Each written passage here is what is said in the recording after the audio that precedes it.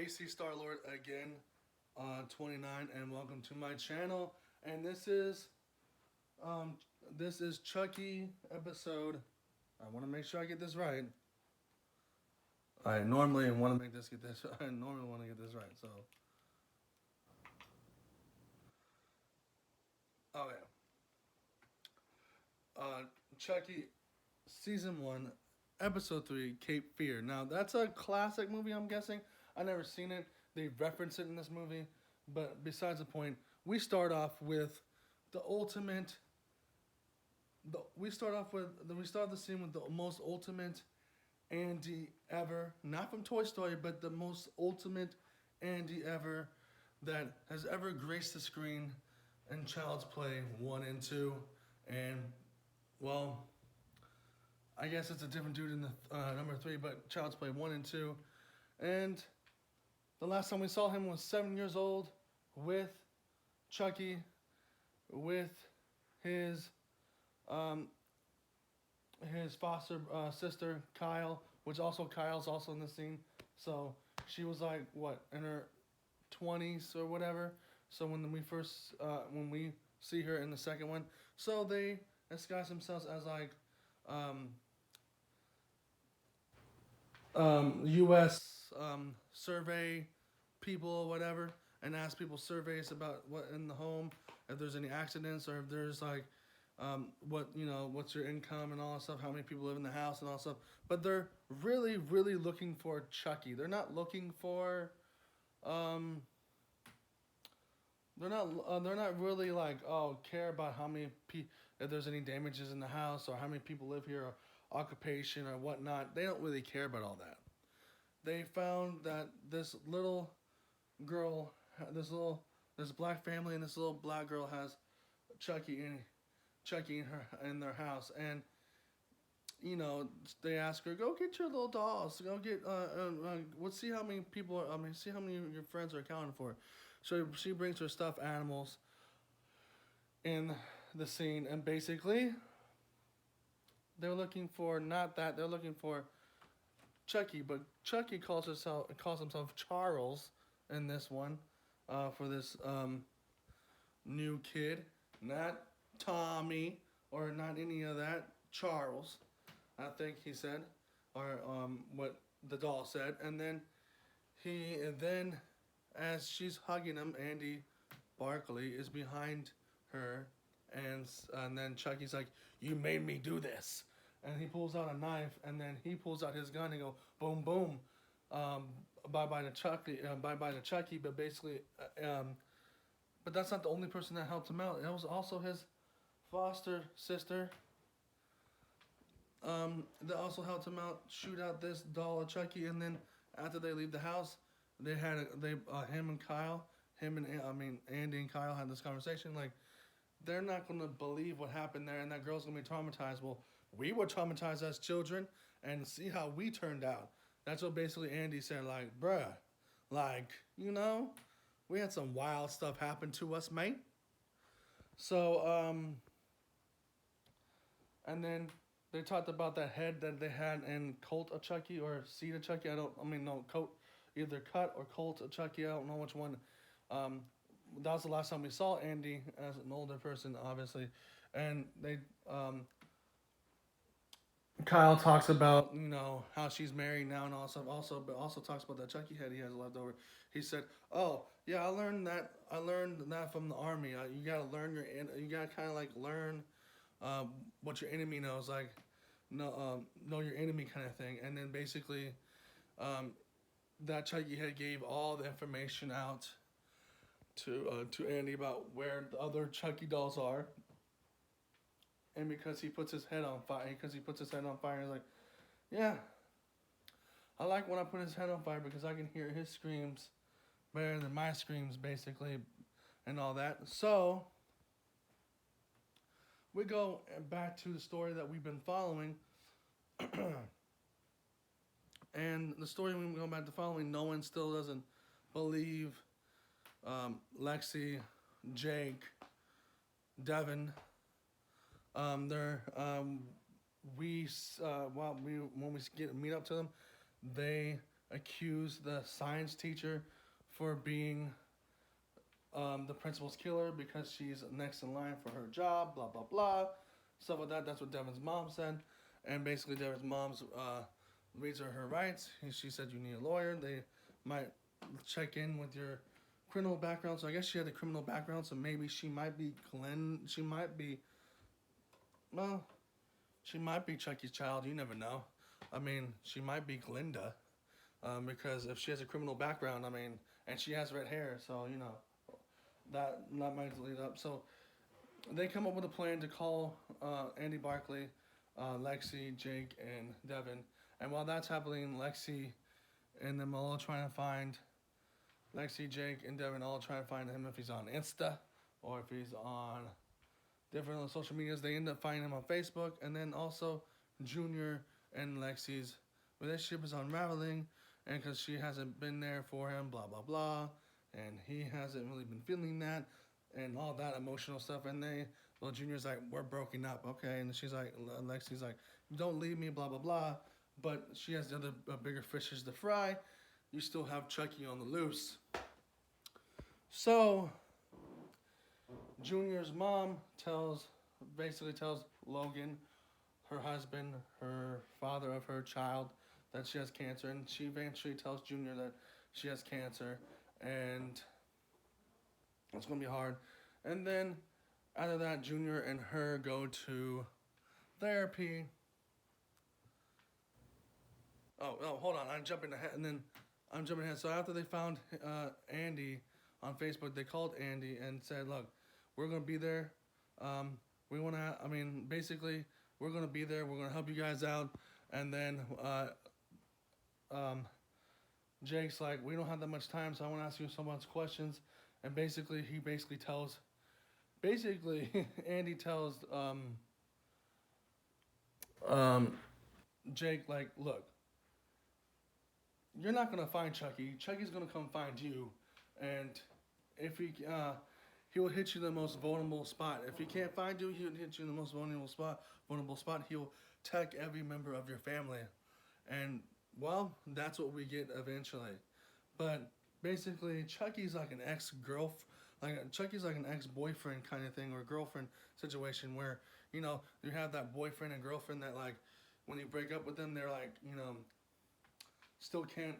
they still can't like realize that you guys are over and you guys are not getting back together, and like, you know, they kind of stalk you, but then they also know where you're at, and then they show up at where you're at with your new girlfriend or boyfriend kind of thing, and like, oh, I know where they're at, kind of like that. It's kind of like that. Like, Chucky will come find you if you can't find Chucky, he comes find you. So he's pretty much like a ex boyfriend girlfriend stalker kinda.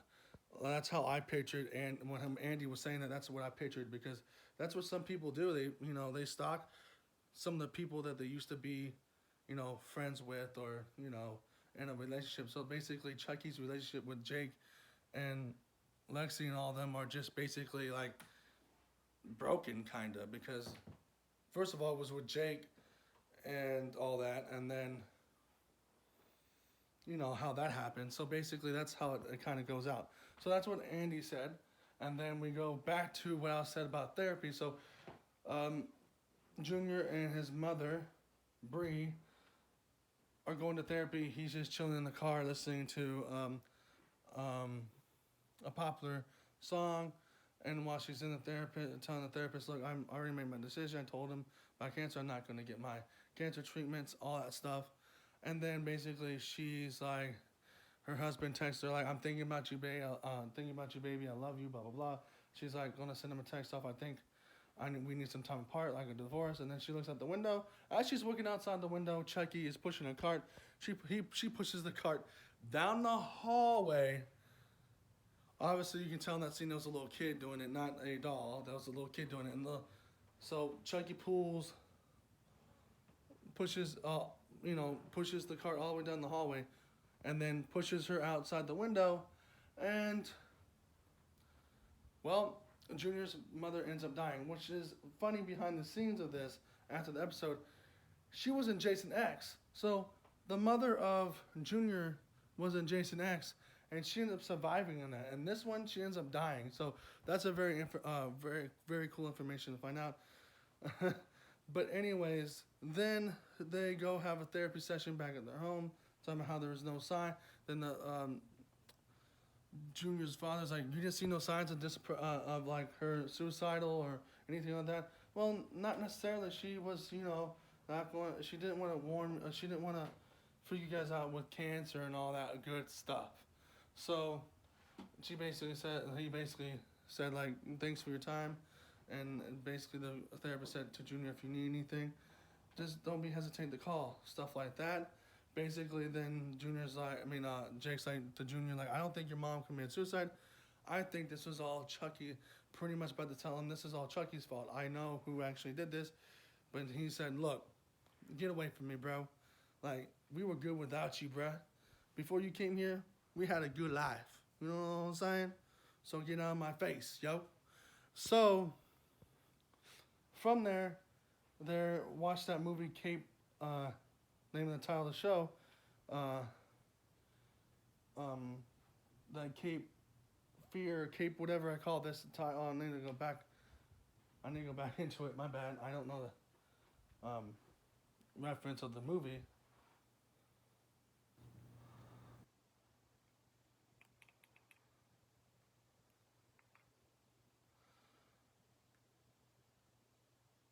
Cape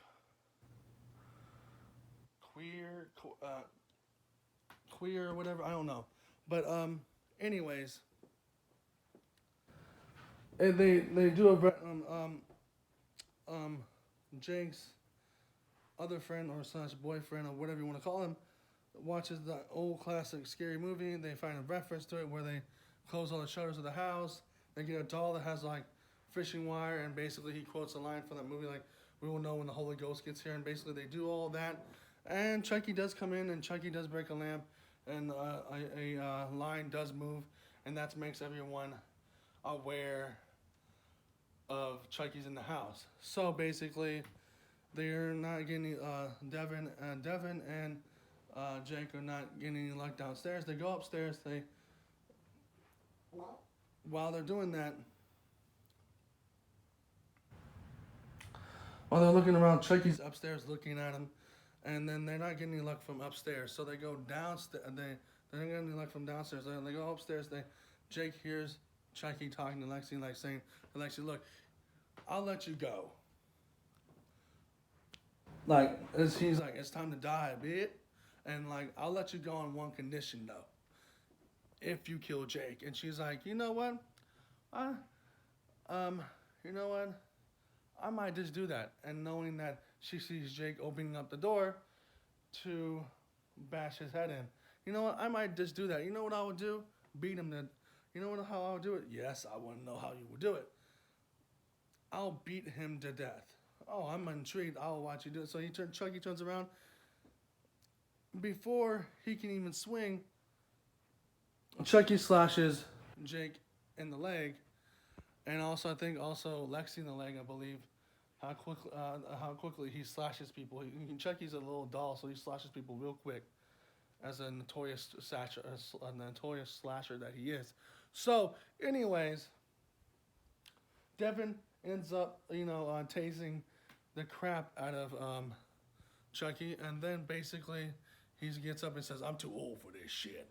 So he gets up, he goes underneath Devin, runs down across the hallway, and then Devin's mother shows up, and then he's like, hey, Devin, check this out. He bites Devin's mom's ear off. She goes rolling down the stairs, and then she gets she twists her neck. So there's two people that's dead in this. Two parents. And it seems to me like it seems like Chucky's going after parents and people that in Hacky said that he might have known in the past, or maybe he knows those parents from the past and they did something wrong. They either rubbed him the wrong way or rubbed him the wrong way or something like that. I don't know. But then we also get in this story Tiffany. So I didn't mention that. So we also get Tiffany back with Nika and Chucky. They're trying to depose a body in a suitcase, and basically Chucky Nika's like, you're taking a long time for this. this is amateur hour. You should have just not put this in the suitcase kind of deal. And then after a while, we get back with the regular Nika. They're playing, Tiffany and her are playing poker, and she realizes that Nika's been back for a while. And she's like, you know, you're not Charles. I mean, you're not Chucky. You're not Charles or Chucky. You know, you're not Charles E. Ray. Basically, I knew you were Nika the whole time. And Nika was just trying to play off that a good Chucky accent, so it'll be like, you know, all calm and good. But then, because Tiffany was asking her about Niagara Falls, the honeymoon that they were on, and this Bride of Chucky, and probably maybe, of course, of Seed of Chucky, but you know how that happens. And she didn't know the answers to that. So basically, she also tells her that, or him, or whoever it is in Nika's body at that time, that they're getting a house, and the house that they're getting is the actual house that Charles Lee Ray actually lived in Hacky Sack, in the show where we've been seeing in the first few episodes. So basically, Tiffany is now going to be living, and Nika slash Chucky going to be living inside Hacky Sack, inside the same house that, well, Charles E. Ray grew up in, or AKA Chucky grew up in. So it goes full circle, I guess. But either way, that is how it goes. And then we get a younger version of Tiffany and Charles E. Ray also driving in full circle back to the car that Tiffany was driving in this episode, where when she goes to the house that Charles E. Ray originally lived in. It's like a red classic Cadillac car. And then the younger version of Charles E. Ray and Tiffany were basically just trying to buy this car, and they end up killing the person that was selling them the car, and they go off and, well, obviously steal the car because the guy wanted $100, and she's like, nah, that's not gonna happen. And then she's like, I like the color, and he's like, yeah, you like the color of blood? Yeah, it goes to lipstick. So basically, that was the wrapping of that the flashback scene when they're younger, and from 1978. And then, yeah, so the reason why I mentioned it at the end of this, the Nika and younger version of the flashbacks, because I mainly wanted to talk about the main story that we're following and what's currently happening in Hacky Sack. But I was amazed that 2 parents actually died in this episode. I mean, you could have saved Devin's mom for the next episode, but 2 killings of 2 parents that actually ranks up the kill count in this movie. I mean, kill count in this show, because we did see one Chucky die, and then the other episode we did see another Chucky die. But you know how Chucky does that little chant, and I command thee. You know how that works out. So I command thee to like this video if you like it. So put a thumbs up, subscribe, hit the notification bell, and if you don't want Chucky to inhabit your body, please like it and subscribe and notification bell, because you don't want him to command thee, I'll go inside your body kind of thing. So I'm checking out of this. Well, I'm basically going to get off, so I'm checking out, and check out my Spider-Man reaction talk video. I know I don't have like the stuff on the screen, but check that out if you're interested. I talk very fully about it after I seen the movie. I was at my church, and I'm at my gym. So I'm in the gym at the church. So yeah, check that out, and check out the update video. And then I'll get with Dune eventually, and Ghostbusters, and maybe some other movies that I haven't talked about. But yeah, enjoy this episode about Chucky, and I also might. Yeah, that's it. So I'm out. Peace out.